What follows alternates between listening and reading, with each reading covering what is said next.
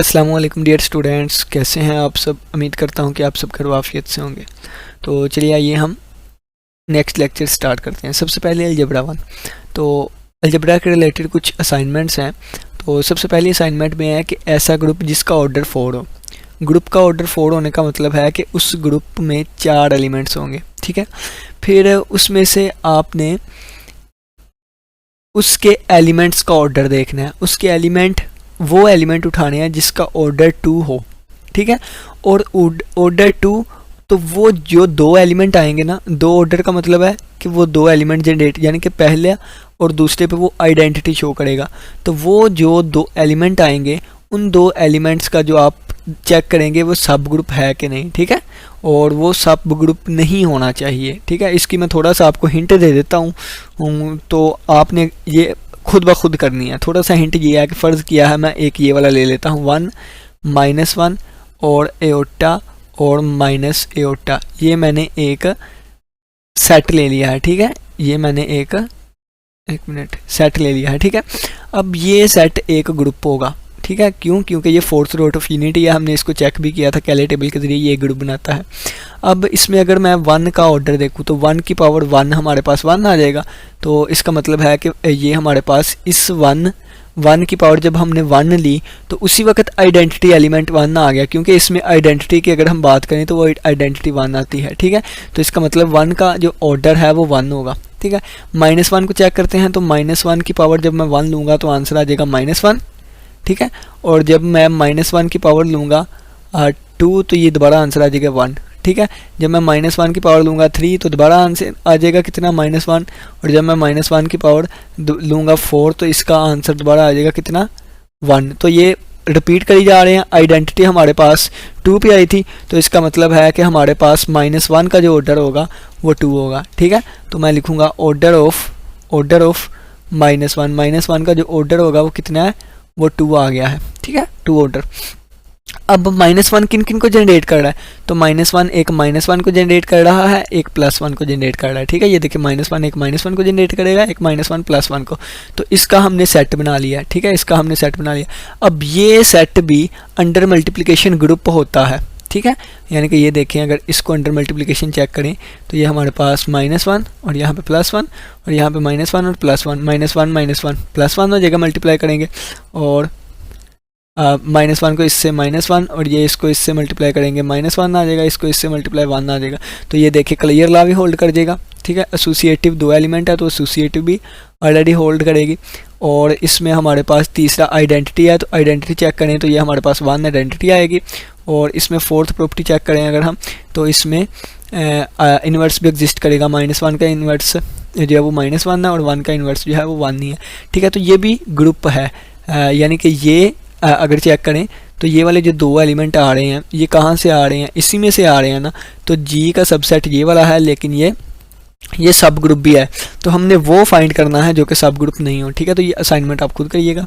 Next देखें, next कहता है दूसरी हमारे पास ये है, इस सेट को हमने चेक करना है कि ये साइक्लिक है कि नहीं। तीसरी असाइनमेंट ये है कि हमने प्रूव करना है कि जी हमारे पास साइक्लिक है या नहीं, ठीक है। तो जी हमारे पास साइक्लिक होता है, इसको 2 एलिमेंट्स जनरेट करते हैं, एक -1 और एक 1, ठीक है। -1 से भी ये पूरा सेट जनरेट हो जाता है, 1 से भी ये पूरा सेट जनरेट हो जाता है। तो जी के 2 जनरेटर्स हैं, एक -1 और एक +1, ठीक है। तो ये हमारे पास जी साइक्लिक ग्रुप होता है। अब नेक्स्ट हमारे पास 4th नंबर पे है ऐसा ग्रुप जो नॉन अबिलियन हो और इसका ऑर्डर 6 हो। आप लोगों ने एक ऐसा ग्रुप ढूंढना है जिसका ऑर्डर 6 हो, यानी कि उसमें 6 एलिमेंट्स हो और वो नॉन अबिलियन हो। नॉन अबिलियन ग्रुप का मतलब है कि उस पर 4 प्रॉपर्टी सेटिस्फाई होती हो, क्लियर लॉ, ठीक है। और 5 भी नहीं होनी चाहिए, 4 होनी चाहिए। Clear law, clear law hold करे, एसोसिएटिव लॉ होल्ड करे, आइडेंटिटी हो, इन्वर्स हो, लेकिन कम्यूटेटिव लॉ होल्ड ना करे, ठीक है। तो ऐसा आप लोगों ने ग्रुप फाइंड करना है। 5वीं ये है कि एक ऐसा नॉन अबिलियन फाइंड करना है जिसका ऑर्डर 6 से कम हो। 4th असाइनमेंट थी जिसमें ऑर्डर 6 हो, और 5 वाली असाइनमेंट ये है कि जिसमें ऑर्डर 4 या 4 से कम 6 या 6 से कम हो, ठीक है। तो ये आप लोगों ने फाइंड करना है। अब ये असाइनमेंट्स है आपकी। नेक्स्ट हमारे पास आ गया Q8, ठीक है। इसे कहते हैं क्वार्टरेनियन ग्रुप, ठीक है, और इसको सीख के आना है, ठीक है। तो मैं ये आप लोग को सिखाता हूँ ये चीज़ें क्या होती हैं क्वार्टरेनियन ग्रुप। तो यहाँ पर मैं आपको बना के दिखाता हूँ। सबसे पहले देखें, एक मिनट, इसको हम ना इस तरह कर लेते हैं। हाँ जी, क्वार्टरेनियन ग्रुप देखें वो क्या होता है। क्वार्टरेनियन ग्रुप को Q8 से ज़ाहिर किया जाता है, ठीक है, और इसमें 8 एलिमेंट्स होते हैं, 8 एलिमेंट्स होते हैं। और ये हमारे पास प्लस माइनस 1, ठीक है, plus minus I, plus minus J, plus minus K, ये वाले 8 एलिमेंट्स इसमें होते हैं, ठीक है। और इसके जो 8 एलिमेंट्स हैं ना, इनकी ये एक खासियत है कि अगर आप I का स्क्वायर लें या फिर J का स्क्वायर लें या फिर K का स्क्वायर लें, ये सारे किसके इक्वल आएंगे, -1 के इक्वल आया करेंगे, ठीक है। और इसकी एक ये भी प्रॉपर्टी है कि I यहाँ पे लिख दिया, J यहाँ पे लिख दिया, K यहाँ पे, ठीक है। अगर साइक्लिक वाइज इसे घुमाएं यानी कि I J, ठीक है, I J का आंसर क्या आएगा, I J का आंसर आएगा हमारे पास K, ठीक है। I J का आंसर K, J K की बात करें तो J K का आंसर आएगा I, ठीक है। तो J K का आंसर आया करेगा I, ठीक है। और जब हम K I को मल्टीप्लाई करेंगे तो आंसर आएगा J, ठीक है। तो K I को मल्टीप्लाई करेंगे तो आंसर आएगा J, ठीक है। ये वाला ये वाली चीज़ होगी, ठीक है। अब देखें, अगर मैं कहूँ कि इसको उलट यानी कि I J K लेकिन उलट, तो I K का आंसर क्या आएगा, -J आएगा फिर, ठीक है। I K का आंसर क्या आएगा, -J, ठीक है। यानी कि K I का J था और I K का क्या होगा, -J, K J का क्या होगा, -I, ठीक है। K J का आंसर क्या आएगा, -I, ठीक है। तो इसी तरह J I का क्या होगा, J I का हमारे पास आंसर आएगा -K, ठीक है। इस तरह ये नेगेटिव साइन इसके आते होते हैं। अब इसके पीछे ये चीज़ें क्या है, तो यहाँ पे जो I J K होगा ना, ये हमारे पास मैट्रिक्स इसको डिनोट करेगा। ये सारा मैं डिटेल से बताता हूँ, मैंने लिखा हुआ है। और इसके अलावा देखें, इसमें 8 एलिमेंट्स हैं। अब ये 8 एलिमेंट्स यानी कि जब इन चीज़ों को हम चेक करेंगे ना, तो ये क्लियर लॉ भी होल्ड करेगा, दूसरी प्रॉपर्टी जो है एसोसिएटिव लॉ को भी होल्ड करेगा, तीसरी प्रॉपर्टी जो है इसमें हमारे पास आइडेंटिटी एलिमेंट भी आएगा, चौथी प्रॉपर्टी जो है इसमें इन्वर्स भी हर एक का एग्जिस्ट करेगा, लेकिन पांचवी जो है ये कम्यूटेटिव को नहीं होल्ड करेगा, ठीक है। कम्यूटेटिव होल्ड नहीं किया तो पहली 4 प्रॉपर्टीज़ की वजह से ये हमारे पास ग्रुप बन जाएगा, ग्रुप होगा, लेकिन पांचवी सेटिस्फाई नहीं करेगा तो ये नॉट अबिलियन ग्रुप नहीं होगा, ठीक है। ये नॉन अबिलियन ग्रुप होगा। कौन सा, नॉन अबिलियन होगा, नॉन अबिलियन ग्रुप। और अगर आप थोड़ा सा यहाँ पे देखें तो ये एक फानाइट सेट है, फानाइट ग्रुप है, तो ये फानाइट नॉन अबिलियन ग्रुप होगा, फानाइट नॉन अबिलियन ग्रुप होगा, ठीक है। तो इसके बारे में हम मज़ीद यहाँ पे नीचे डिस्कशन कर लेते हैं। ये देखें, मैंने यहाँ लिखा हुआ है, ये देखें Q8 है जिसमें +-1 है, +- योटा, +- I, +-J, +-K, ठीक है। ये इन्हीं को लैदा करके इस तरह लिख लिया। अब 1 के लिए ये मैट्रिक्स है, योटा I के लिए ये वाला है, J के लिए ये और K के लिए ये, I as a iota treat होगा, ठीक है। और ये प्रॉपर्टी होती है I square equal to J square equal to K square equal to -1 होगा, ठीक है।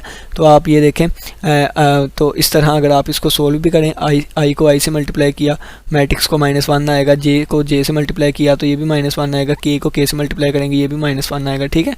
ये प्रॉपर्टी होल्ड हो गई। ये वाले मैट्रिक्स होते हैं I1, I, J और K। इसी तरह प्रॉपर्टी है I को J से करेंगे, K J को K से, I K को I से J से, ठीक है। तो ये हमारे पास ये बनाए हुए हैं मैंने। तो इसको जब हम सोल्व करेंगे I J को, तो मल्टीप्लिकेशन के बाद एक मैट्रिक्स ही आएगा जो कि K के इक्वल होगा, इसके बाद में मैट्रिक्स ही आएगा जो कि I के इक्वल, इसका भी ये इसके इक्वल, ठीक है। इसी तरह इसका जो उलट है वो नेगेटिव की अगर हम बात करें I J K, लेकिन अब डायरेक्शन जो है वो एंटी क्लॉकवाइज होगी, ठीक है। तो इस तरह J I -K, K J -I और I K ये वाला इस तरह आ गया, ठीक है। अब हम कहते हैं ग्रुप ऑफ रियल क्वार्टिनियंस और ग्रुप ऑफ यूनिट क्वार्टिनियंस, ठीक है। वो इस तरह क्वेश्चन कह सकता है कि प्रूव डैट ये वाला जो सेट है is a finite non abelian group under the operation multiplication. Under operation multiplication पे ये हमारे पास एक फाइनाइट नॉन अबिलियन ग्रुप होता है, कहता है इसे प्रूव करें, ठीक है। और इसमें यह बताया गया है कि I डॉट I यानी कि I स्क्वायर इक्वल टू -1 होगा, J स्क्वायर -1, K स्क्वायर -1 और I डॉट J जो है, I डॉट J, ठीक है, इसका आंसर जो है वो उलट आता है, इसका आंसर उलट आता है किसके, जे आई के, ठीक है, जे आई के उलट आता होता है, तो इसके साथ माइनस साइन लगा दूंगा तो इसका आंसर के आता है, तो इसका माइनस इसकी, ठीक हो गया। तो इसी तरह ये बाकी प्रॉपर्टीज़ भी लिखी हुई हैं तीनों, यानी कि वो जो मैंने एरोज लगाए थे ना, उन्होंने दोनों एरोज को ये इकट्ठा कर दिया इस तरह, ठीक है, यानी कि इसका उलट ये है तो नेगेटिव साइन लगा दिया ना, ठीक है, और ये के इक्वल है इस तरह, ठीक है। अब देखें कंपोजिशन टेबल को लेके चलते हैं, यहाँ से हम चेक करेंगे। तो ये कंपोजिशन टेबल बना लिया, 1 - 1 Cayley table, iota minus iota minus j minus k, j minus जे के माइनस के, इसी तरह ये कॉलम वाइज, ठीक है। 1 को 1 से मल्टीप्लाई किया, 1 को इससे इस तरह। जब जे को देखें के से करेंगे तो आई आ जाएगा इस तरह, ये सारा टेबल बना लिया। तो इसमें हमारे पास पहली भी प्रॉपर्टी होल्ड करेगी, दूसरी भी, तीसरी भी, चौथी भी, तो 4 प्रॉपर्टीज़ की बिना पे ग्रुप बन जाएगा। 5वीं प्रॉपर्टी होल्ड नहीं करेगी, अबिलियन ग्रुप नहीं होगा फिर, ठीक है। Q8 is not abelian group, ये अबिलियन ग्रुप नहीं है, हैंस नॉट साइक्लिक। अगर कोई अबिलियन ग्रुप नहीं है तो वो साइक्लिक भी नहीं होता, अगर अबिलियन ग्रुप नहीं है तो वो साइक्लिक भी नहीं होता, ठीक है। अब देखिए ऑर्डर ऑफ एलिमेंट, अब इसके जो एलिमेंट्स हैं कौन कौन से, -1 +1 आई माइनस आई माइनस जे जे के माइनस के। अब इसका ऑर्डर हमने चेक करना है, ठीक है। तो 1 की पावर 1 लें तो 1 आंसर आ जाता है, ठीक है। तो इसका मतलब क्या है, आइडेंटिटी क्या है, यहाँ पे 1 है, आइडेंटिटी यहाँ पे 1 है, तो मैं यहाँ पे लिख देता हूँ आइडेंटिटी इसकी 1 है, ठीक है। तो 1 की पावर 1 लूँ, आइडेंटिटी आ जाती है, तो 1 का ऑर्डर 1 है, ठीक है। ये देखें अब -1 की पावर 2 लूँगा तो 1 आएगा ना, तो इसका ऑर्डर कितना है, 2 होगा। अब इसी तरह आयोटा की पावर, आई की पावर 2 लूँगा, -1 होता है, तो -1 की दोबारा आगे 2 पावर लूँगा, यानी कि अगर आयोटा की पावर 4 लूँगा तो फिर 1 आएगा। तो आइडेंटिटी उस वक्त आया जब पावर 4 ली। इसी तरह जे, इसी तरह के, ठीक है, क्योंकि हमने पढ़ा है ना कि जे का स्क्वायर, आई स्क्वायर किसके इक्वल है, -1 के। तो जब आई की पावर 4 लूँगा, यानी कि इसके स्क्वायर का भी स्क्वायर लूँगा तो फिर +1 आएगा। इसी तरह जे, इसी तरह के, ठीक है। तो यानी कि आई जे के तीनों की पावर 4 लूँगा तो फिर 1 आएगा, आइडेंटिटी फिर आएगी। तो आई जे के इन तीनों का जो ऑर्डर है, और इसी तरह माइनस वाले -i माइनस जे माइनस के, इन सभी का ऑर्डर कितना होगा, 4 होगा, ठीक है। -1 का ऑर्डर 2 है, 1 का ऑर्डर 1 है, और बाकियों का ये 4 है। अब नीचे लिखा हुआ है सब ग्रुप ऑफ Q8, Q8 के सब ग्रुप, एक तो वो आइडेंटिटी एलिमेंट बनेगा ग्रुप, सब ग्रुप, एक अपना आप बनेगा, एक हमारे पास +-1 और +- आयोटा, एक +-1 और +-j, एक +-1 और +-k। ये कैसे बनेंगे ज़्यादा डिटेल में हम नहीं पढ़ते, वैसे आप इनको चेक कर सकते हैं, ठीक है।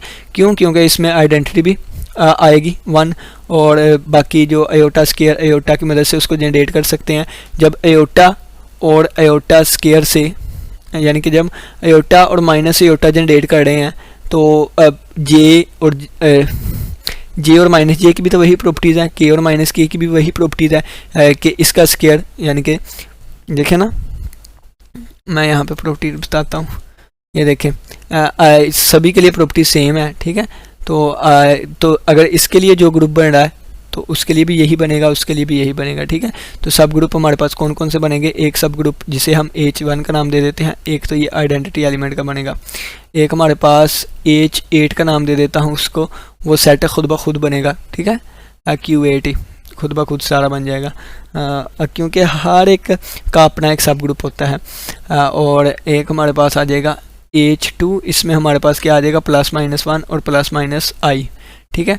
ये भी हमारे पास सब ग्रुप बनेगा, यानी कि ग्रुप की सारी प्रॉपर्टीज़ को सेटिस्फाई करेगा, जिस तरह मैंने आपको स्टार्टिंग में बताया था। ये देखिए स्टार्टिंग में बताया था ना कि ये भी हमारे पास एक क्या होता है, ग्रुप होता है। तो यही एलिमेंट ये लिखे हुए हैं, ठीक हो गया, यही एलिमेंट ये। और अगर आई प्रॉपर्टी सेटिस्फाई कर रहे हैं तो जे और के की भी तो यही प्रॉपर्टीज़ हैं, ठीक है। तो आई इसी तरह +-1 और +-j, ये भी हमारे पास एक सब ग्रुप बनेगा। इसी तरह +-1 और +-k, ये भी हमारे पास एक सब ग्रुप बनेगा, ठीक है। तो बस इसके लिए इतना काफ़ी है। बाकी अगर मैं मैट्रिक्स वाला करवाने ये वाला बैठ जाता तो और ज़्यादा लेंथी हो जाना था, ठीक है। तो ये आप लोग के सामने सारा मौजूद है, आप इसको देख सकते हैं, ठीक है। तो ये अलजेब्रा 1 में क्वार्टेनियन ग्रुप हमने पढ़ के आना था, तो ये मैंने आपको बता दिया। अब देखें, अब मैट्रिक्स पे बात करते हैं, मैट्रिक्स को चेक करते हैं कि ये ग्रुप है, बिलियन ग्रुप है, क्या है, ठीक है। तो 2x2 का मैट्रिक्स है, इसका 2x2 का मैट्रिक्स। तो हम इन जनरल n/n का भी आप लिख सकते हैं, यहाँ पे 2x2 का लिया गया है, तो हम भी 2x2 का n/n का लेके चलते हैं हम, ठीक है। फ़र्ज़ किया हमने मैट्रिक्स ले लिया n/n का, एक मैट्रिक्स m1 ले लिया, ठीक है। n क्रॉस n मैट्रिक्स की बात कर रहे हैं, ठीक है। n क्रॉस n मैट्रिक्स इसकी, यानी कि स्क्वायर मैट्रिक्स होंगे। कौन से, स्क्वायर मैट्रिक्स होंगे। अब स्क्वायर मैट्रिक्स ही क्यों लिए हैं, अगर मैं रेक्टेंगुलर लूँगा ना, रेक्टेंगुलर, तो उस रेक्टेंगुलर मैट्रिक्स के लिए एडिशन होल्ड ही नहीं करेगा, ठीक है। क्योंकि देखें कि ये अगर एक मैट्रिक्स मैंने 2 क्रॉस 3 का ले लिया है, ठीक है, और अगर एक मैट्रिक्स मैं 2 क्रॉस 4 का ले लेता हूँ तो इनकी एडिशन ही पॉसिबल नहीं है, ठीक है। ये पॉसिबल नहीं है, एडिशन पॉसिबल नहीं है। एडिशन उसी वक्त पॉसिबल होगी जब आर्डर सेम हो। तो आर्डर सेम करने के लिए हम आप तो ये भी हो सकता है ना 2 क्रॉस 3 का हो, ठीक है, और ये हमारे पास प्लस ये भी 2 क्रॉस 3 का हो, तो फिर एडिशन होल्ड करती है। लेकिन हम एक स्पेशल केस उठा रहे हैं कि जिसमें स्क्वायर मैट्रिक्स ही हो, ठीक है। क्योंकि जब भी स्क्वायर मैट्रिक्स, रेक्टेंगुलर नहीं ना कह सकते, क्योंकि रेक्टेंगुलर में इन जनरल बात ही नहीं कर सकते। क्यों? क्योंकि रेक्टेंगुलर में तो ये चीज़ भी आ जाएगी ना। तो स्क्वायर मैट्रिक्स ऐसे हैं कि जब हम इन जनरल स्क्वायर मैट्रिक्स की बात कर देंगे ना, तो हर तरह का स्क्वायर मैट्रिक्स जो है एक तरह की, ठीक है, n क्रॉस n मैट्रिक्स वो ऐड हो जाया करेंगे, ठीक है। तो ये हम लेके चलते हैं। एक मैट्रिक्स हमने m1 ले लिया, एक हमने m2 ले लिया, ठीक है, m2 ले लिया। कहाँ से लिया? सेट m में से लिया। m में कौन से हैं? m में तमाम 2x2 के मैट्रिक्सेस हैं, तमाम n क्रॉस n मैट्रिक्सेस हैं, ठीक है।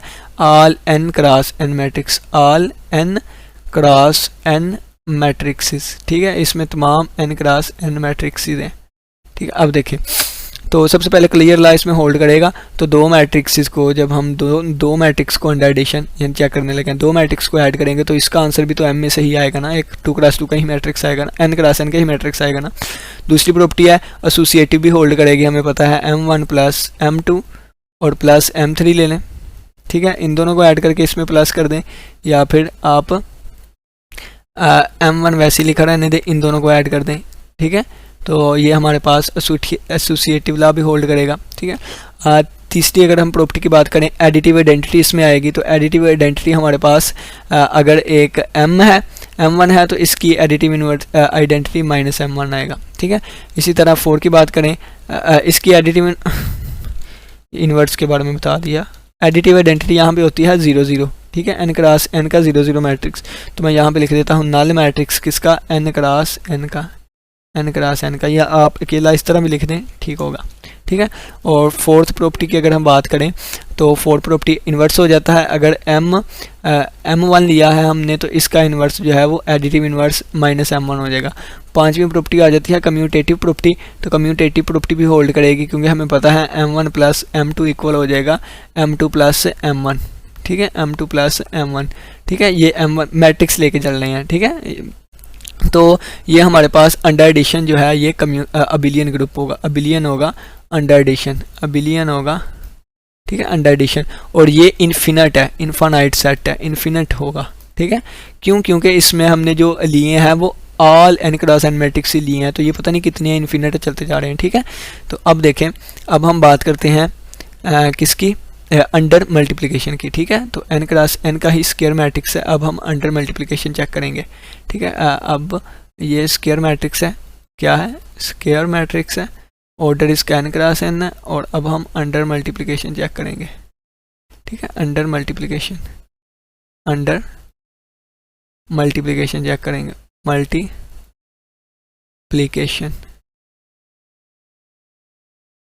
ठीक है। अब देखें, अब हम एक ऐसा सेट ले लेते हैं जिसमें, अब हमने एक ऐसा सेट ले लिया जिसमें all n cross n matrix मौजूद है, n क्रॉस n मैट्रिक्स मौजूद हैं, ठीक है, मैट्रिक्स मौजूद हैं। तो सबसे पहला देखें तो सबसे पहली तो इसमें क्लियर ला जो है वो होल्ड करेगा। क्यों? क्योंकि दो मैट्रिक्स जो कि सेम ऑर्डर के हैं, यानी कि m1 और m2 जो कि हम यहाँ से ले रहे हैं, कहाँ से?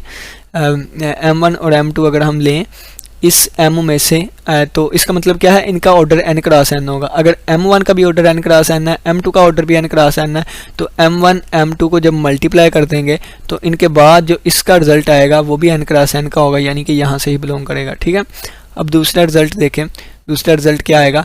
एसोसिएटिव लॉ भी इसमें होल्ड करता होता है, बचपन से पढ़ के आए हैं, छोटी 9th क्लास में भी लिखा हुआ है, ठीक है। एसोसिएटिव लॉ मैट्रिक्स में होल्ड करता है, मैट्रिक्स की मल्टीप्लिकेशन में, ठीक है। जिनको मर्जी पहले मल्टीप्लाई कर दें, ठीक है, ये भी होल्ड कर गया। तीसरी प्रॉपर्टी की अगर हम बात करें तो आइडेंटिटी आनी चाहिए। क्या चीज़? आइडेंटिटी आनी चाहिए। तो इसमें एडिटिव आइडेंटिटी होती है मल्टीप्लिकेटिव आइडेंटिटी होती है आइडेंटिटी मैट्रिक्स, ठीक है, आई, तो ये I N N cross. Fourth बात की आती है इन्वर्स। इन्वर्स के लिए मैट्रिक्स हमारे पास इन्वर्टिबल होना चाहिए, यानी कि उसका इन्वर्स एग्जिस्ट करना चाहिए, उसका मोड जो है वो नॉट इक्वल टू 0 होना चाहिए, ठीक है। ऐसे एलिमेंट आई यहाँ पे लिख देता हूँ जिसका मोड जो है नॉट इक्वल टू 0 हो, उनका इन्वर्स एग्जिस्ट किया करेगा। तो ये तो फिर मैंने all N cross N matrix की बात की थी, तो फिर तो इसमें वो भी आ जाएगी जिनका मोड। तो फिर यहाँ पे मैं कंडीशन लगा दूंगा, कंडीशन सच दैट क्या कहूँगा कि डिटर्मिनेंट यानी कि नॉन सिंगुलर मैट्रिक्स, यानी कि डिटर्मिनेंट जो है वो 0 ना हुआ करे, नॉन सिंगुलर मैट्रिक्स होंगे इसमें, ठीक है, नॉन सिंगुलर मैट्रिक्सेस होंगे, नॉन सिंगुलर मैट्रिक्सेस का मतलब क्या है कि इन्वर्टिबल मैट्रिक्स होंगे जिनका इन्वर्स भी एग्जिस्ट करेगा। अब देखें, अब ये अगर मैंने एक न्यू कंडीशन लगाई है तो इस वजह से ये क्लियर लॉ में भी चेंजिंग आएगी। क्यों? पहले एन क्रॉस एन मैट्रिक्स होने चाहिए थे। अब देखें, अगर M1 और M2 हमने इस सेट में से लिए हैं एन क्रॉस एन के मैट्रिक्स जो कि नॉन सिंगुलर है, ठीक है, तो फिर M2 जो मल्टीप्लाई करके आएगा वो भी एन क्रॉस एन मैट्रिक्स का ही होगा। अब हमने ये कंडीशन भी इस पे साबित करनी है कि ये भी नॉन सिंगुलर होगा।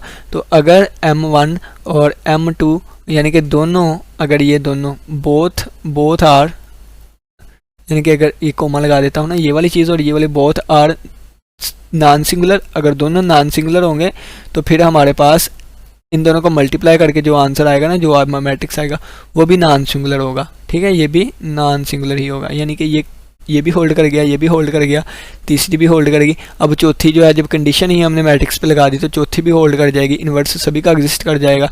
क्यों? क्योंकि हमने सेट ही वो लिया हुआ है जिसमें नॉन सिंगुलर है। पाँचवें की बात करें, लेकिन जब हम पाँचवें में M1 मल्टीप्लाई बाय M2 करेंगे तो इन जनरल ये चीज़ें आपस में इक्वल नहीं आती, यानी कि ये इक्वल कभी भी नहीं आता इन जनरल, ठीक है, कुछ केसेस में आ जाता है लेकिन हम तो सभी के लिए लेके चल रहे हैं ना, तो ये इन जनरल ये चीज़ होती है इस तरह, यानी कि ये इनका इक्वल नहीं आता। हो सकता अब देखें, M1 M2 को मल्टीप्लाई करेंगे तो कभी कभी होता है कि M2 M1 मल्टीप्लाई ही ना हो, वो केस रेक्टेंगल में आता है, ठीक है। यहाँ पे हम स्क्वायर मैट्रिक्स लेके चल रहे हैं, M1 M2 से मल्टीप्लाई हो रहा है तो M2 M1 से भी होगा। क्यों? क्योंकि ऑर्डर तो सेम है ना, ठीक है। लेकिन यहाँ पे क्या आएगा कि जब M1 को M2 से मल्टीप्लाई करेंगे जो आंसर आएगा, M2 को M1 से मल्टीप्लाई करेंगे वो आंसर नहीं भी आया करेगा और कभी कभी आ भी जाएगा।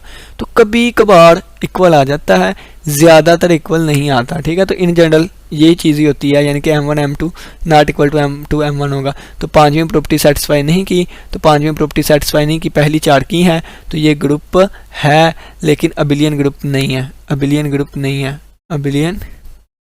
ग्रुप जो है ये नहीं होगा, ठीक है। तो ये हमारे पास कौन सा एक इनफिनिट, क्योंकि इसमें बहुत से मैट्रिक्सेस हैं, कितने नहीं पता, चलते जा रहे हैं। तो ये हमारे पास एक इनफिनिट सेट मिल गया, एक इनफिनिट ग्रुप मिल गया जो कि नॉन अबिलियन है, ठीक है।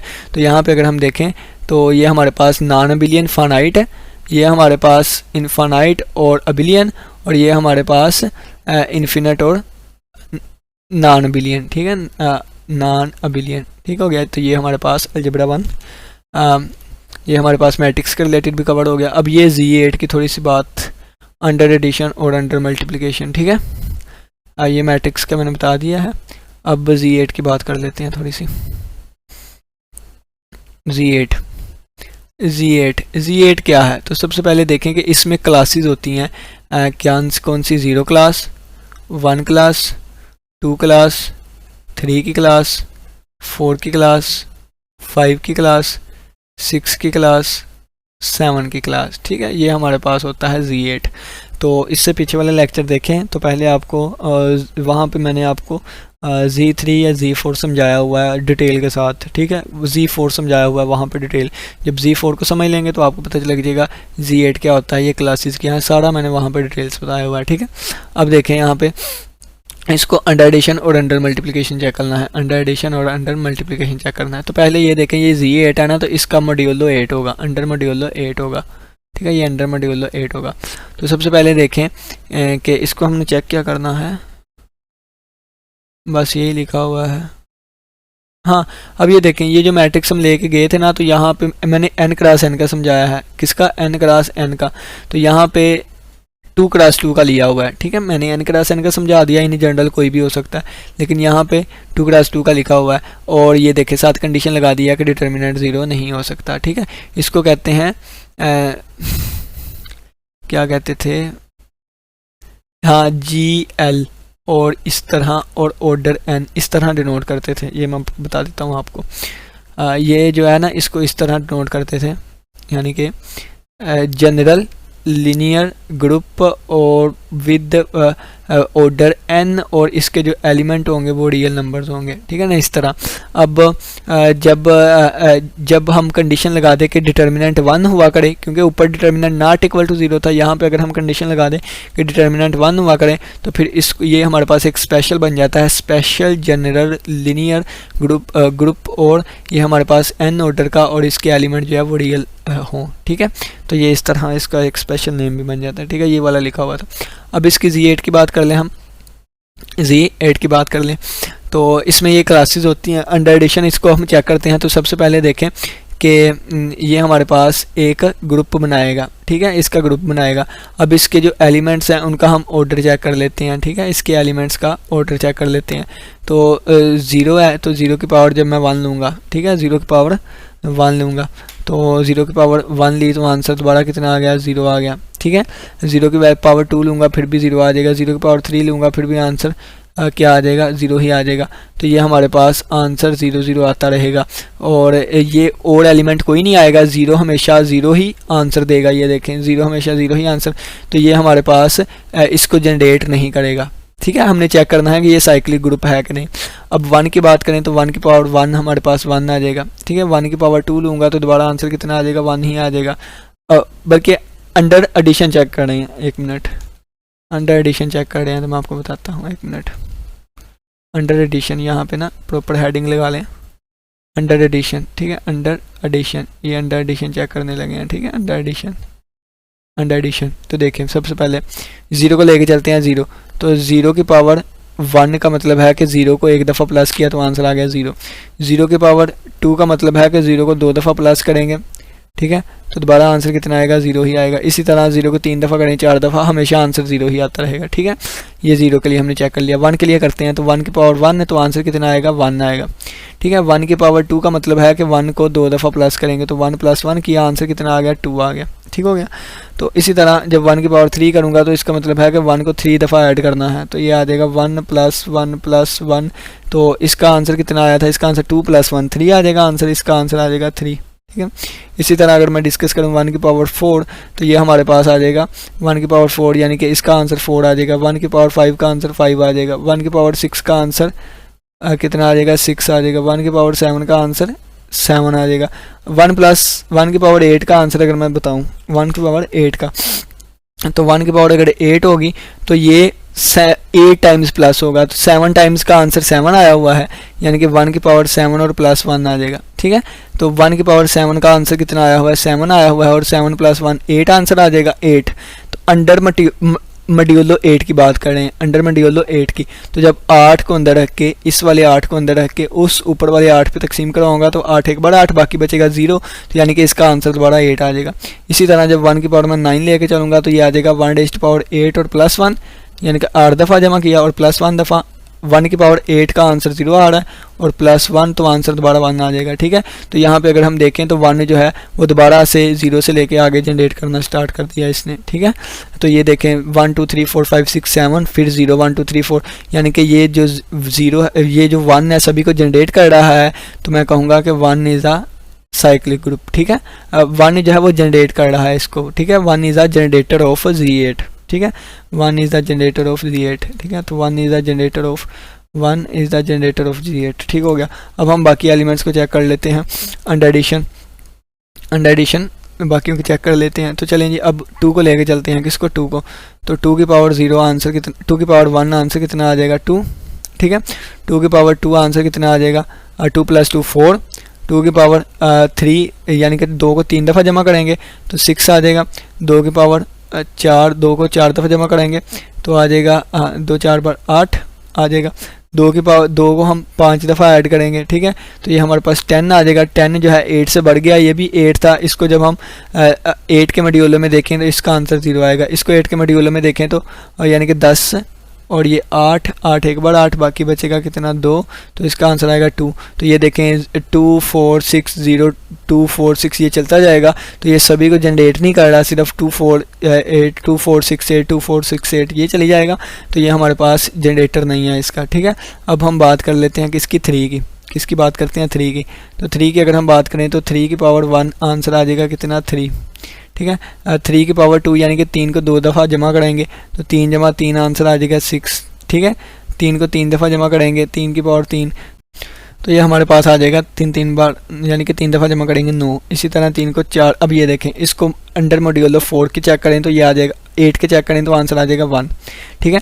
3 की पावर 4 तो ये हमारे पास 3 + 3 + 3 + 3 आ जाएगा 12, और अंडर मॉड्यूलो 8 इसको चेक करें तो ये कंग्रुएंट होगा 8 एक बार 8 और 4 बार यानी कि 4 आ जाएगा, ठीक है। 3 की पावर 5 जो है ये हमारे पास 15 आएगा। जब इसको कंग्रुएंट देखें यानी मॉड्यूलो 8 के चेक करें तो ये हमारे पास आएगा 8 एक बार 8 और बाकी बचेगा 7, ठीक है। इसी तरह 3 की पावर 6 को अगर हम देखें तो 3 की पावर 6 हमारे पास आएगा 18, और इसको अगर हम करें 18 को अगर हम 8 पे करें तो 8 2 बार 16 और बाकी बचेगा 2, यानी कि ये 2 के कंग्रुएंट होगा, 2 के कंग्रुएंट। इसी तरह 3 की पावर 7 करके देखें तो ये हमारे पास 21 होगा, और ये 8 2 बार 16 8 3 बार 24 8 2 बार 16 17 18 19 20 21, यानी कि ये हमारे पास 5 आएगा, कंग्रुएंट होगा। इसी तरह 3 की पावर 8 करें तो ये 24 होगा और ये 0 के कंग्रुएंट हो जाएगा। इसी तरह जब हम 3 की पावर 9 करेंगे ये 27 होगा, ये दोबारा 3 के आ जाएगा, ठीक है। तो अगर हम इसी तरह चलता जाएगा, अगर हम देखें तो ये 3 भी आ गया, 6 भी आ गया, यानी कि तरतीब से मैं आपको गिनवाता हूँ ना। ये देखिए ये 1 आ गया, ये 2, ये 3, ये 4 और इसके बाद 5 भी आ गया। इसके बाद ये वाला देखिए 6 भी आ गया, 7 भी आ गया, और दोबारा स्टार्टिंग से यानी कि दोबारा ये 0 भी आ गया, ठीक है। तो सारे आ गए, फिर दोबारा 3 से स्टार्ट हो गए, फिर 6 आ जाएगा, फिर 1, तो ये भी जनरेट कर रहा है, ठीक है। 3 भी जो है जनरेट कर रहा है। इसी तरह आप 4 को चेक करेंगे, नहीं जनरेट करेगा, 5 जनरेट करेगा, 6 नहीं करेगा, 7 जनरेट करेगा, ठीक है। तो ये अंडर एडिशन की बात कर रहे हैं ना, आपने अंडर मल्टीप्लिकेशन भी चेक करना है, ठीक है। तो मैं 3 को अंडर मल्टीप्लिकेशन चेक करवा देता हूँ, 3 नहीं, हाँ 3 को अंडर मल्टीप्लिकेशन में चेक करवा देता हूँ, ठीक है।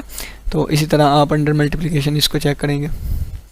3 को अंडर मल्टीप्लिकेशन, 3 की पावर 1, 3 को एक दफ़ा मल्टीप्लाई किया 3, 3 की पावर 2 यानी कि 3 को 2 दफ़ा मल्टीप्लाई करूँगा 3 × 3, इसी तरह अंडर मल्टीप्लिकेशन 3 3 बार 9, 9 आ गया, 9 को अंदर रख के 8 पे तकसीम करूँगा तो 8 एक बार 8, बाकी बचा कितना 1, यानी कि ये इज़ कंग्रुएंट टू 1, ठीक है, इज़ कंग्रुएंट 1। इसी तरह 3 की पावर 3 लूँगा तो ये 27 बन जाएगा, कितना 27, तो 3 3 बार 9 9 3 बार 27, ठीक है। और ये किसके कंग्रुएंट होगा, जब 9 को अंदर रखूँगा किसके 27 को अंदर रखूँगा 3 पे, ठीक है। तो 3 कितने बार 3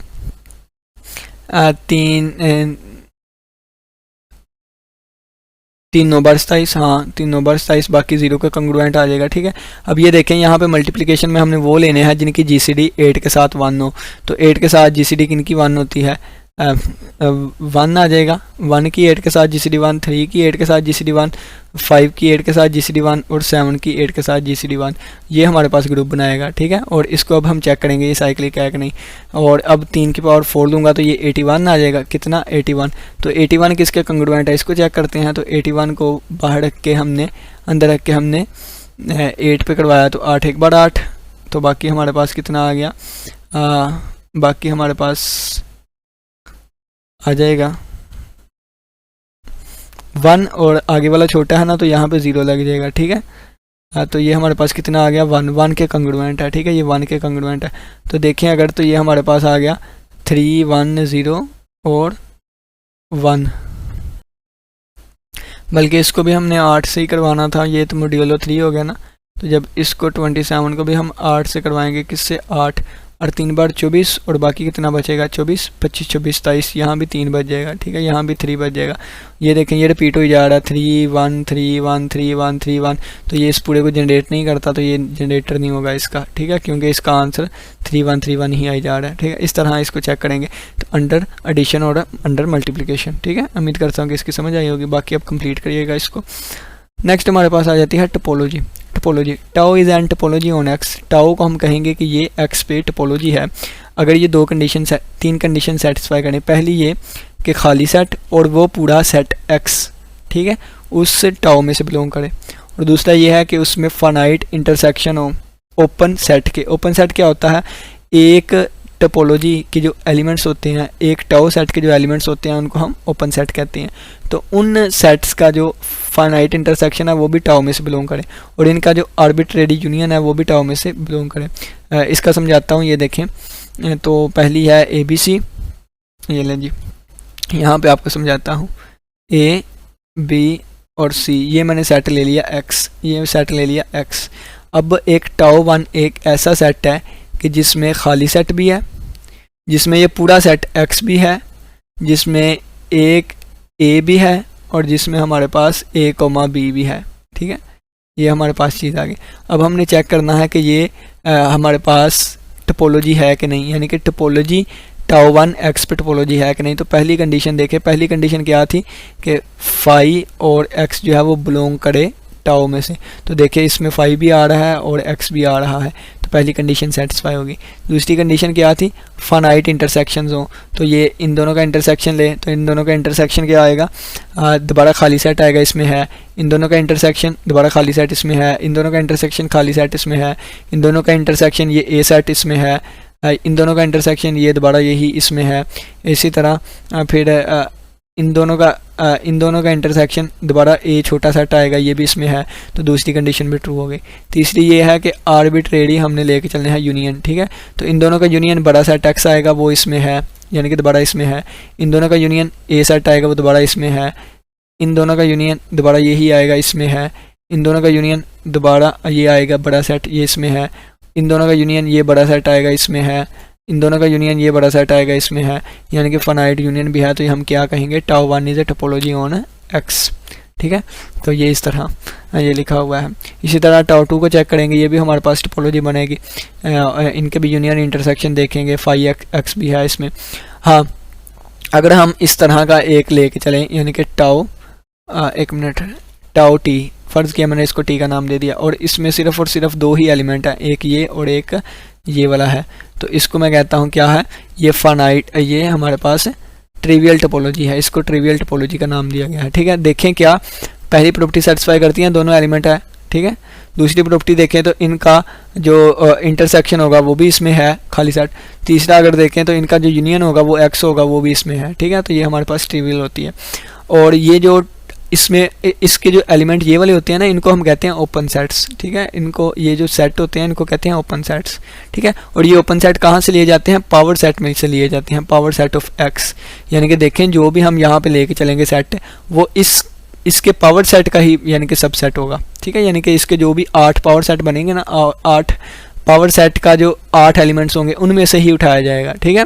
तो ऐसी टोपोलॉजी, ठीक है, ऐसी टोपोलॉजी कि जिसमें हमारे पास पूरा पावर सेट मौजूद हो, पूरा पावर सेट मौजूद हो, उस टोपोलॉजी का हम क्या कहते हैं, डिस्क्रीट टोपोलॉजी, ठीक है। तो ये लिखा हुआ है डिस्क्रीट टोपोलॉजी, ठीक हो गया।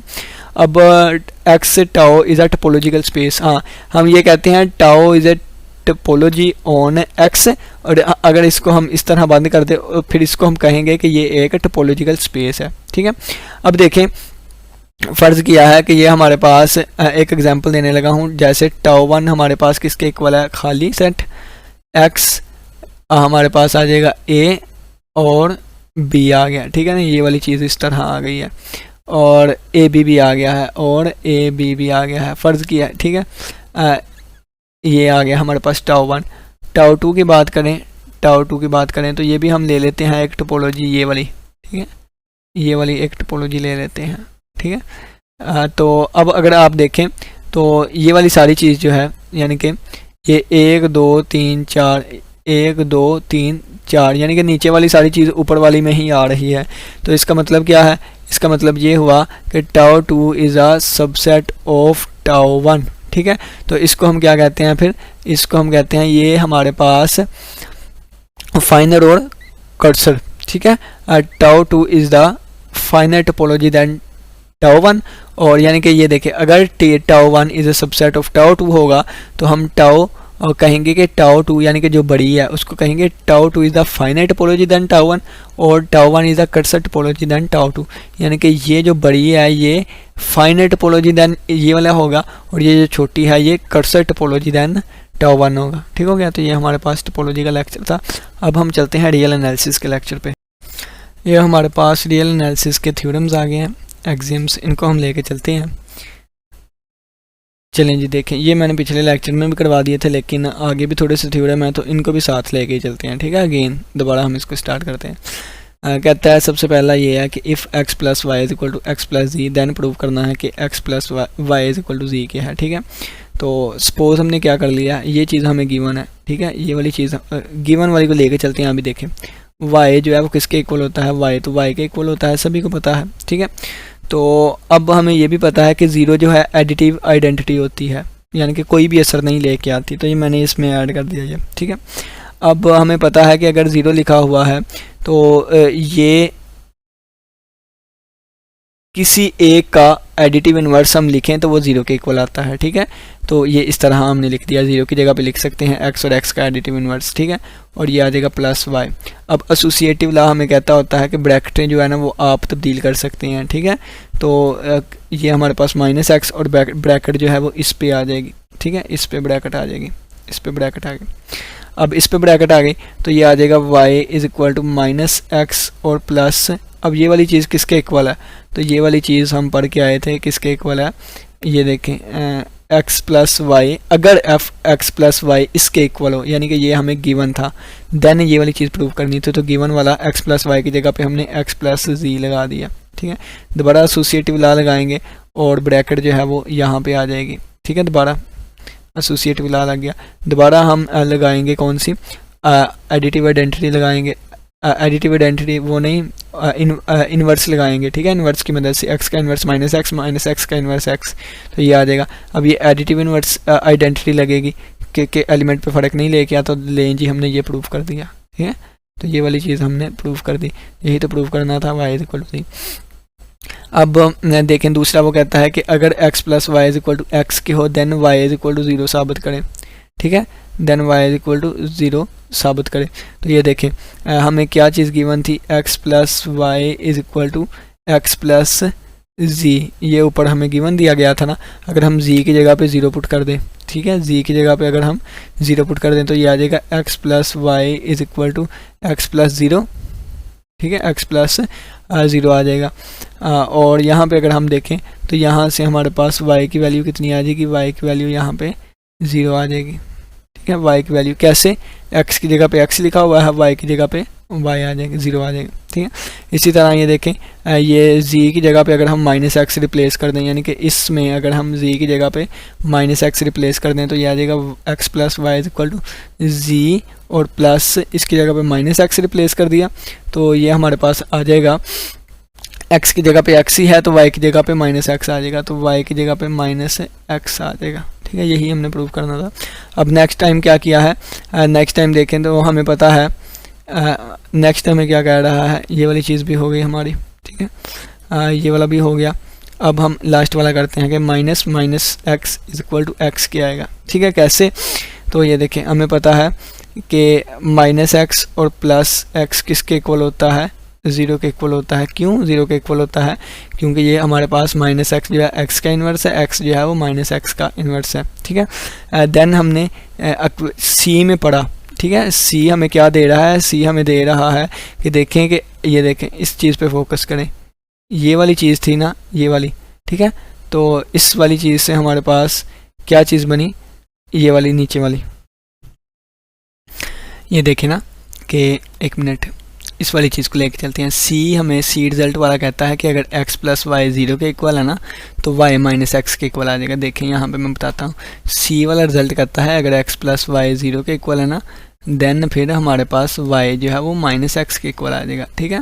अगर मैं इसको इस तरह लिख दूं कि x plus minus x equal है 0 के, ठीक है, तो y की जगह पे क्या आ गया, तो y की जगह पे तो आ गया ना हमारे पास माइनस एक्स, तो फिर ये हमारे पास, बल्कि एक मिनट, इसको अगर मैं थोड़ा सा इस तरह चेंज करके लिख दूं, यानी कि अगर मैं माइनस एक्स पहले लिख दूं, ठीक है, माइनस एक्स और प्लस एक्स लिख दिया, ठीक है, इक्वल टू किसके, 0 के, तो ये इट इम्प्लाइज दैट क्या बनेगा, y is equal to, y की वैल्यू ये है, तो y is equal to minus time x, तो x की जगह पे ये सारी वैल्यू लिखी हुई है, ठीक है, तो ये आ जाएगा x, ठीक है, तो ये इसके प्रूव हो गया, यही तो हमने साबित करना था, ठीक है, यही तो हमने साबित करना था। ये देखें, ये इसके इक्वल है तो ये इसके इक्वल है, ठीक है, जिस तरह मर्जी लिख लें, ये लें जी, इस तरह लिख लें, ठीक हो गया, ये हो गया प्रूव। अब नेक्स्ट हमारे पास ये थ्योरम्स है, axioms of multiplication imply the following, कि अगर x नॉट इक्वल टू 0 है, एक्स वाई एंड एक्स जी हो, देन साबित करें कि y जी के इक्वल हो जाएगा, ठीक है। उसी तरह था, बस वो एडिटिव था और यहाँ पे मल्टीप्लिकेटिव। इसमें अगर देखें तो बिल्कुल ऊपर वाली तरह है, वो एडिटिव था, यानी कि उसमें प्लस वाली चीज़ें यूज हो रही, यहाँ पे मल्टीप्लिकेशन है। वो क्या किया सबसे पहले कि ये देखें, अगर ये वाली चीज़ हमें गिवन है तो y is equal to G prove करना है, तो सबसे पहले y is equal to y था ना, तो हमें पता है मल्टीप्लिकेटिव आइडेंटिटी में वहाँ पे एडिटिव आइडेंटिटी ऐड करते थे, यहाँ मल्टीप्लिकेटिव हमें पता है कि कोई असर नहीं लेके आती, ठीक है। तो 1 की जगह पे हम लिख सकते हैं 1 ओवर एक्स क्रॉस एक्स, क्यों, क्योंकि हमें पता है कि x का मल्टीप्लिकेटिव इन्वर्स 1 ओवर एक्स है, माइनस 1 ओवर एक्स का मल्टीप्लिकेटिव इन्वर्स x है। दोबारा एडिटिव वो लगा देंगे एसोसिएटिव ला, तो ये आ जाएगा एक्स वाई किसके इक्वल है, ये हमें दिया गया है एक्स जी के इक्वल है, ठीक है, तो ये हमारे पास आ जाएगा 1 ओवर एक्स और यहाँ पे आ जाएगा एक्स जी, और दोबारा हम लगा देंगे प्रॉपर्टी, ठीक है, कौन सी, एसोसिएटिव ला, तो ये 1 over x multiply by x और ये आ जाएगा जी ब्रैकेट इनके गिर्द एसोसिएटिव ला, तो ये y इज इक्वल टू ये दोबारा 1 क्रॉस जी आ जाएगा, और एडिटिव मल्टीप्लिकेटिव आइडेंटिटी के बायस ये हमारे पास आ जाएगा जी, साबित हो गया, ठीक है, ऊपर वाले बिल्कुल। अब यहाँ पे देखें, वहाँ पे 0 पुट कर रहे थे क्योंकि एडिटिव वाला था, मल्टीप्लिकेटिव में 1 आइडेंटिटी होती है, यहाँ 1 पुट करेंगे, यहाँ z equal to 1 over X put करेंगे और तीसरे की मदद से हम ये साबित कर देंगे, ठीक हो गया। अब हम नेक्स्ट चलते हैं यहाँ पे, the field axioms implies the following, कि 0 का x से मल्टीप्लाई करें आंसर 0 आए, ठीक है। अगर x नॉट इक्वल टू 0 है, y नॉट इक्वल टू 0 है, देन एक्स वाई भी नॉट इक्वल टू 0 हो, minus X multiply by Y is equal to minus X Y is equal to X multiply by minus Y हो, और minus X multiply by minus Y is equal to X Y हो, ठीक है। इनको prove करते हैं। देखें, सबसे पहले हम इसको लेके चलते हैं, ठीक है। अब देखें, हमें पता है कि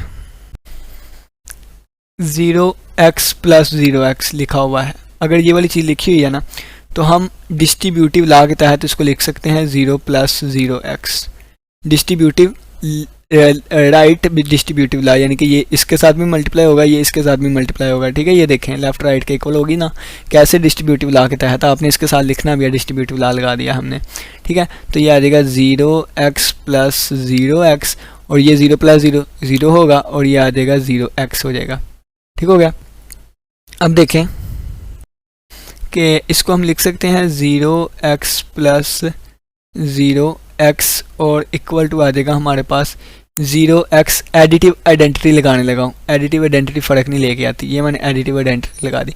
अब अगर ये चीज़ इसके इक्वल है तो ये वाली चीज़ इसके इक्वल होगी, ठीक है। तो 0x किसके इक्वल आ गया, 0x 0 के इक्वल आ गया, ठीक है, ये वाली चीज़ लिखी हुई है, ठीक है। अब वो कह रहा है कि अगर x नॉट, अब दूसरे में आ जाए दूसरा प्रूफ कहता है कि अगर x नॉट इक्वल टू 0 है, y नॉट इक्वल टू 0 है, देन एक्स वाई भी नॉट इक्वल टू 0 हो, ठीक है। तो इसके लिए देखें, हम कंट्राडिक्शन से इसको प्रूव करेंगे, यानी कि हमने प्रूव करना है जब x नॉट इक्वल टू 0 है, y नॉट इक्वल टू 0 है, तो फिर हमारे पास एक्स वाई इनकी प्रोडक्ट भी नॉट इक्वल टू 0 हो, ठीक है। यही हमने साबित करना है ना, लेकिन इसको कंट्राडिक्शन से लेके चलते हैं, यानी कि अगर मैं गलत चीज़ सपोज कर लेता हूँ, फिर यहाँ पे क्या होगा, ठीक है। ये मैंने गलत चीज़ सपोज कर ली और यहाँ पे मैं लिख दूंगा बट, ठीक है। मैं कहता हूँ कि ये दोनों नॉट इक्वल टू 0 है, बट ये आंसर आ रहा है, फिर हमारे पास क्या होगा। तो ये देखें, 1 को मैं लिख सकता हूँ क्या, 1 over X Y multiply by X Y, ये मैंने क्यों लिख दिया, क्योंकि 1 हमारे पास कब आंसर आता है, जब एक का दूसरा मल्टीप्लिकेटिव इन्वर्स हो। तो इसका मल्टीप्लिकेटिव इन्वर्स ये है, तो इसका मतलब क्या है कि ये हमारे पास 1 के इक्वल आएगा, ठीक हो गया। अब नेक्स्ट देखें कि ये एक्स वाई हम 0 के इक्वल लेके चले हैं, ठीक है। तो एक्स वाई हम ज़ीरो के इक्वल लेके चले हैं, तो ये ज़ीरो तो सभी को ज़ीरो कर देगा, तो ये तो आ जाएगा 1 = 0, जो कि पॉसिबल ही नहीं है। तो पॉसिबल नहीं है तो ये रिज़ल्ट रोंग आ गया। क्यों रोंग आया? क्योंकि यहाँ पे हमने ये गलत चीज़ तस्वर की थी, ठीक है। तो ये गलत चीज़ थी, तो फिर सही कौन सी होगी? सही ये वाली होगी, ठीक है। सही ये होगी कि अगर x ≠ = 0 है, y ≠ = 0 है, देन फिर x y ≠ = 0, ठीक है। ये x ≠ = 0, y ≠ 0 के इक्वल का मतलब है कि बटा 0 नहीं हो सकता। बटा 0 होने का मतलब कि x भी 0 नहीं हो सकता और y भी 0 नहीं हो सकता, ठीक हो गया। यहाँ से हमारा क्लियर हो गया। अब हमारे पास नेक्स्ट आ जाएगा ये वाला axiom, -x y = -x y = x multiply bye -y, ठीक है। इसको हमने प्रूव करना है। तो देखें, सबसे पहले एक मिनट, सही है, -x मल्टीप्लाई बाय वाई और इज इक्वल टू -xy और x मल्टीप्लाई बाय -y, ये हमने लेके चलना है। तो सबसे पहले हम इसको लेके चलते हैं, यानी कि -x मल्टीप्लाई बाय वाई और प्लस xy ले लेते हैं हम, ठीक है। ये वाली चीज़ ले लेते हैं। तो इस पे हम वही डिस्ट्रीब्यूटिव ला लगाएंगे। डिस्ट्रीब्यूटिव ला कैसे? -x और plus x multiply by Y, यानी कि y इस पे और ज़्यादा इस पे ज़्यादा परेट हो गया, ये लेफ्ट राइट के इक्वल आ जाएगा, ठीक है। तो अगर हम देखें तो ये 0 के इक्वल होता है, ठीक है, एक दूसरे के, और 0 मल्टीप्लाई बाय वाई और आंसर हमारे पास आ जाएगा 0, ठीक है। 0 मल्टीप्लाई बाय वाई के 0 आ जाएगा। कैसे 0 आया? तो ये हम पीछे एक थ्योरम पढ़ के आए थे, कौन सा? ये वाला पढ़ के आए थे। जैसे 0 मल्टीप्लाई बाय x = 0, इसी तरह 0 मल्टीप्लाई बाय y आंसर आ जाएगा 0, ठीक है। इसी तरह अब ये हम x के तौर पे ले गए हैं ना, इसी तरह y के तौर पे ले गए हैं 0y = 0, इसी तरह x के तौर पे लेके चलेंगे, ठीक है। या आप इस तरह भी कह लें, अगर आप लोगों ने इस तरह नहीं करना तो इस तरह कह लें। अब देखें xy, यानी कि अब xy पहले ले लेते हैं, xy और प्लस -xy कर लेते हैं हम, ठीक है। तो यहाँ पे डिस्ट्रीब्यूटिव ला कैसे आएगा? x प्लस -xy, ये इस तरह डिस्ट्रीब्यूटिव ला आ जाएगा इसका, ठीक है। ये हमारे पास इस तरह डिस्ट्रीब्यूटिव ला आ जाएगा। ये दोबारा 0 के इक्वल y और इज इक्वल टू 0, ठीक है। अब ये देखें कि इस तरह भी ये हमारे पास इससे क्या साबित होता है कि जब इसको इस पे ऑपरेट करवाया आंसर 0 आया, इससे क्या होता है? इसको इससे ऑपरेट करवाया 0 आया। तो इसका मतलब है ये एक दूसरे के एडिटिव इन्वर्स हैं। क्यों? क्योंकि हम पढ़ के आए हैं कि अगर x में से -x कर दें, ठीक है, या -x प्लस x कर दें तो आंसर 0 आए, ठीक है। आंसर क्या आए? 0 आए, दोनों का आंसर 0 आए, बाय डेफिनेशन ये कहती है। तो फिर ये मल्टीप्लिकेटिव, ये एडिटिव इन्वर्स होंगे, ठीक है। तो इसका आंसर इसको इससे आंसर 0 आ रहा है, तो इसका मतलब ये एक दूसरे के क्या है? मल्टीप्लिकेटिव इन्वर्स है, ठीक है। या आप इस तरह कह लें कि ये अगर मैं स्टार्टिंग वाली चीज़ लेके चलूँ, क्या स्टार्टिंग वाली चीज़ लेके चलूँ, -x मल्टीप्लाई बाय वाई और प्लस xy, ठीक है, प्लस xy, अगर इस चीज़ को इक्वल टू 0 लेके चलूँ तो ये देखें हम पीछे एक थ्योरम पढ़ के आए थे, कौन सा? x plus Y equal to 0 है अगर, तो ये फिर हमारे पास क्या आ जाता है? y is equal to -x आ जाता है। बिल्कुल इसी तरह अगर ये चीज़ इसके इक्वल है तो यहाँ पे -x multiply by y equal आ जाएगा माइनस टाइम्स xy, ठीक है। तो यही हमारा प्रूव है जो कि हमने करना था, ठीक है। ये देखें ये वाली चीज़ हमारी प्रूव हो गई। वगैरह जिन्होंने जैसे ये यहाँ पे लेके चला गया वो कर लेते हैं। 0y आंसर 0 आ गया। इसी तरह x के थ्रू लेके चलेंगे तो 0x, यानी कि ये भी हमारे पास 0 आ जाएगा, ठीक है। अब ये लिखा हुआ है कि -xy और प्लस xy ये भी 0 होगा। क्यों? एडिटिव इन्वर्स है एक दूसरे का ये चीज़, और माइनस टाइम्स ये वाली चीज़ 0। कहता है 1 और 2 को कंबाइन करें, यानी कि ये भी, ये लेफ्ट हैंड साइड, ये राइट हैंड साइड इक्वल है, तो ये लेफ्ट हैंड साइड भी आपस में इक्वल होंगी, ये इक्वल आ गई। अब वो कहता है देखें कि ये xy है, ये xy है, ठीक है। तो बाकी हमारे पास ये वाली चीज़ें भी 0 होंगी, इक्वल होंगी। मतलब क्या? हम पढ़ के आए थे कि यानी कि अगर ये वाली चीज़ें आपस में इक्वल हैं तो फिर ये वाली चीज़ें भी आपस में इक्वल होंगी, ठीक हो गया। यहाँ से हमें ये वाला रिजल्ट मिल गया, और यही तो हमने प्रूव करना था एक। तो ये देखें ये पहला और तीसरा हमारा प्रूव हो गया, ठीक है ना। ये पहला और तीसरा हमारा प्रूव हो गया है। अब देखें, अब वो कहता है कि दूसरे और तीसरे को कंबाइन किया, यानी कि इस वाली चीज़ को और इस वाली चीज़ को कंबाइन किया। तो कंबाइन करने के बाद दोबारा देखें अगर ये चीज़ें इक्वल हैं तो फिर ये वाली चीज़ें भी ऑटोमेटिकली आपस में इक्वल होंगी। ये इक्वल कर ली, फिर उन्होंने 4 और 5 को कंबाइन किया। 4 और 5 को कंबाइन करने के बाद ये वाली चीज़ और इस वाली चीज़ को कंबाइन किया, तो ये इसकी ये वाली साइड इसके इक्वल है, तो फिर ये इक्वल आ जाएगा इसके इक्वल, ठीक है। तो ये हमारा प्रूव हो गया ये भी।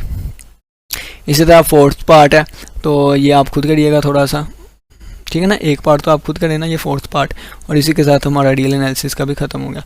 उम्मीद करता हूँ आज के लेक्चर की समझ आएगी। किसी बच्चे को कोई भी क्वेश्चन हो लाजमी पूछिएगा। अपना बहुत सा ख्याल रखिएगा। अल्लाह हाफिज़, अल्लाह निगहबान।